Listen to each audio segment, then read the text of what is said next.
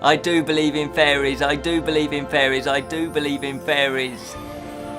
Do you believe in fairies? As you've probably guessed, it's Fairytale, a true story.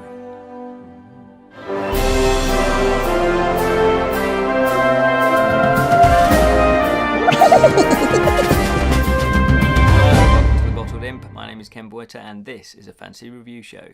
Now, this episode is all about a film that I missed at the cinema. I meant to go and see it. I didn't, for one reason or another. Can't remember why. But years went by and I forgot about the film. And then a couple of weeks ago, I was in a supermarket and I saw the film. There it was, on the shelf. I had to buy it and I had to review it for you. Let's have a look at Fairytale, a true story. Fairytale, a true story is directed by Charles Sturridge and it was released way back in 1997. Now I'm just going to say straight up, the film stands the test of time. If you are worried about pacing, because sometimes old films, they have a bit of a pacing problem, don't worry about that. It moves along at a real good pace.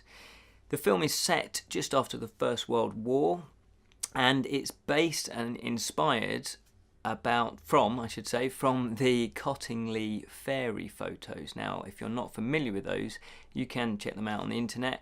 It was basically two cousins, two girls, they photographed themselves with fairies. And that is what the film's all about. It explores their relationship together. Now, they're cousins. One is, well, in the film, one's 12 and one's 9. In real life, I think one was 16 and one was 9. But I guess, dramatically, they brought the ages closer together. And it explores the circumstances surrounding why the girls took these photographs. And also it then explores the consequences of these photographs. Now, the two girls, one is Frances Griffiths and the other one is Elsie Wright. And Frances Griffiths and Elsie Wright, they actually share something in common, and that is loss. They're both have lost a family member. As I say, it's just after the First World War, and Frances, she's the youngest of the children. She's actually, her father is missing in action, and she's not had any confirmation that he's alive, but just happens to, she knows, she believes that he's in France, but she's not had any confirmation about this. And so consequently, some of the adults think that, the father's dead.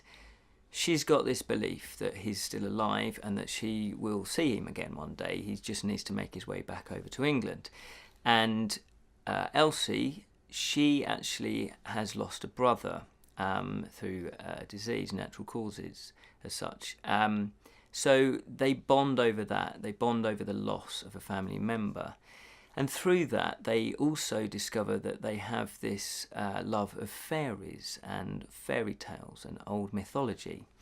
And when Frances comes to stay with Elsie and her family, her mum and dad, they live in a beautiful place called Cottingley, and it's a little village.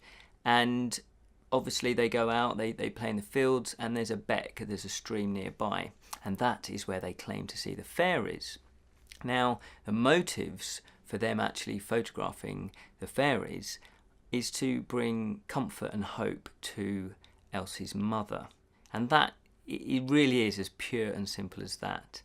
But obviously, people start, the way that the photographs get out is quite interesting as well.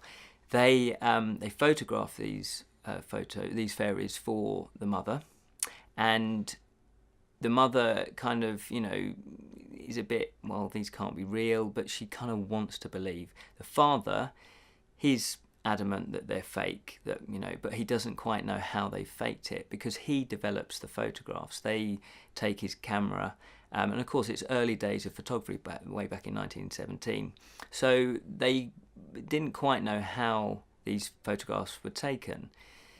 He develops the photographs, so he knows he hasn't done any double exposures or done any photographic trickery. And it's through the belief of the mother, who obviously wants to connect to her lost son, because she thinks, if fairies exist, then surely the other world exists, the spirit world. And therefore she goes along to a local talk about spirit world and all of that kind of nature. Do spirits exist? Can we contact the spirits? And she shows these pictures to the head of this organisation, and it's through that then, believe it or not, Sir Arthur Conan Doyle, the author of Sherlock Holmes, gets involved. He happens to be commissioned by the Strand magazine to write an article all about fairies. So, with his connections, he actually goes to Kodak and asks them to verify the photographs. And as you can imagine, Kodak don't necessarily want to say they're authentic, but what they do say is yes, they haven't been tampered. They're just a straight photograph that's been developed. There's no double exposure. So that's good enough for Conan Doyle. He then writes a whole book about these fairies and the photographs, and he goes, in the film, it says that he goes to visit them. The research I did, I don't think he actually did visit them, but he does correspond with them. So from that point of view, you can see how these personal photographs suddenly escape and they're published in the Strand magazine, which back in the day was a huge magazine. Conversations were started. Most people, I think, in Britain would have known about these photographs. And obviously the girls, whether or not they faked them or not, is kind of besides the point. The belief of whether or not the fairies do exist is again kind of beside the point, because at the heart of the film it's actually about hope. And as I say, the mother uses the belief that the fairies could exist, but it's a comfort. Possibilities are endless. And that, to me, they had kind intentions. So Arthur Conan Doyle is actually good friends with Harry Houdini, and he gets involved. And by that point, he was actually also trying to contact his mother, who had passed away.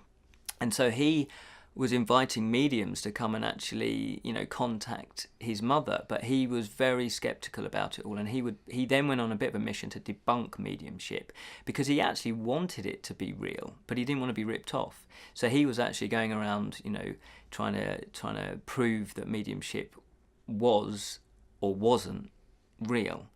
And so it was a nice touch with the film, because they actually, Harry Houdini, obviously he's all of his escape tricks they were tricks, but he never let on how it was done.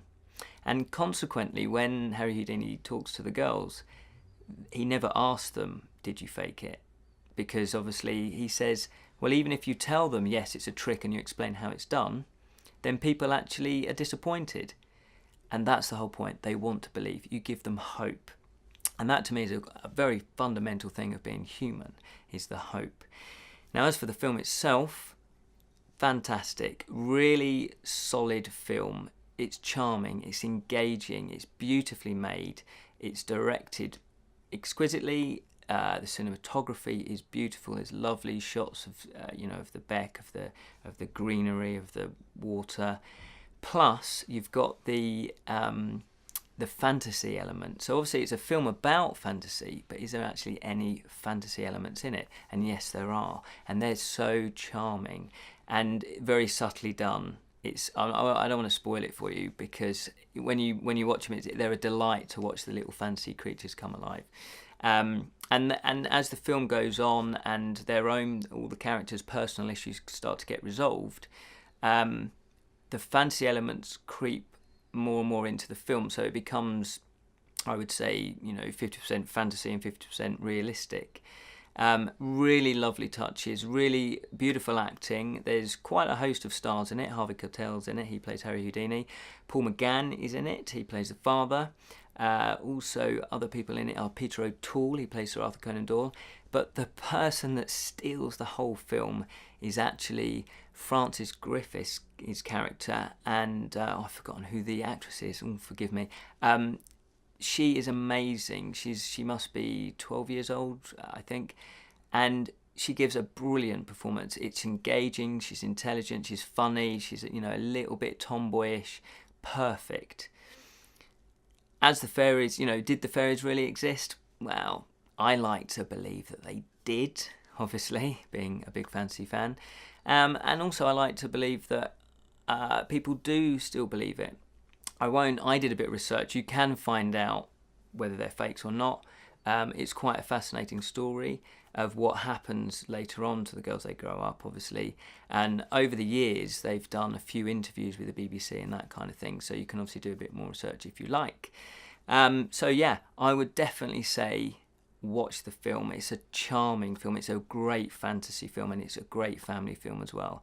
So that is my review, and it's a thumbs up from the Bottled Imp. Thank you so much for watching that episode. Fairytale, a true story. Beautiful film.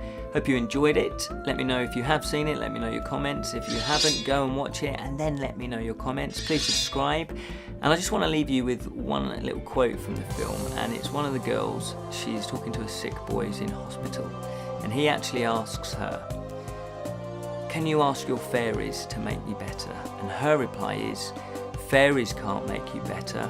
You have to ask your guardian angel." That's delightful, isn't it? Take care. Till the next time. See you soon.